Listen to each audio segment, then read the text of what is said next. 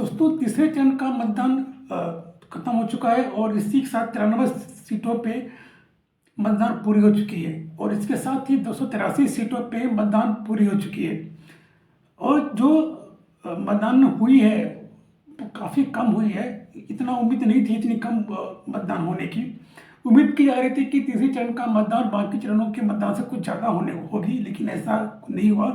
लोगों की रुचि मतदान में कुछ कम दिखी इस बार भी। और मैं बात करूँ अगर सबसे कम जो मतदान हुई है वो महाराष्ट्र में हुई है, यानी कि मुंबई में सबसे कम वोटिंग हुई है। और सबसे ज़्यादा जो वोटिंग हुई है वो असम में हुई है। मैं आंकड़ा बता दूँ आपको, महाराष्ट्र में 53.40% वोटिंग हुई है, जबकि असम में 74.86% वोटिंग हुई है।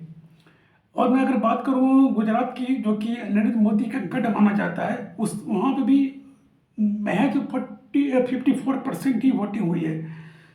तो इतनी कम वोटिंग जो हुई है, और यहाँ तक कि गुजरात जो बीजेपी की गढ़ माना जाता है, वहाँ पे लोगों की रुचि बहुत कम दिखी। ऐसा अनुमान लगाया जा रहा था कि गुजरात में वोटिंग कम से कम 75 to 80% वोटिंग होने की संभावना थी, क्योंकि वहाँ पे मोदी का विकास मॉडल के दम पे वहाँ पे वोटिंग मिलती थी बीजेपी को हमेशा। लेकिन वो भी इस बार नहीं दिख रही है। बीजेपी का जो मोदी का जो मॉडल था, बीजेपी मॉडल, मोदी मॉडल जो था गुजरात में, वो भी फीकी पड़ती दिख रही है। और फीकी पड़ती आप इसी से अंदाजा लगा सकते हैं कि वहाँ गुजरात में जो वोटिंग परसेंटेज है वो जो है हुई है वो काफ़ी कम हुई है, यानी कि लोगों में निराशा बनी हुई है बीजेपी को लेकर। और तीसरे चरण की जो वोटिंग हुई है, इससे तो आप साफ अंदाजा इस बात से लगाया जा सकता है कि इस बार तो बीजेपी का सफाया लगभग तय माना जा रहा है। क्योंकि क्योंकि अब जाहिर सी बात है, जो गढ़ बीजेपी की थी वहाँ पे एक तो वोटिंग कम हुई है।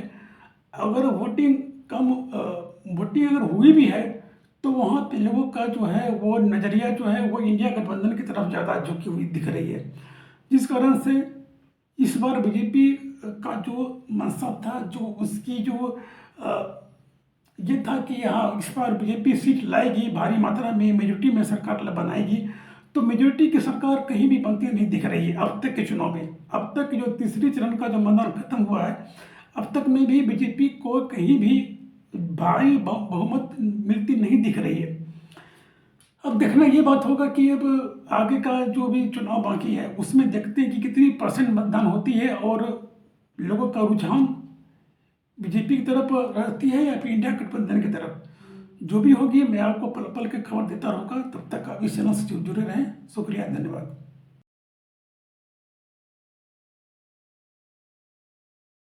दोस्तों।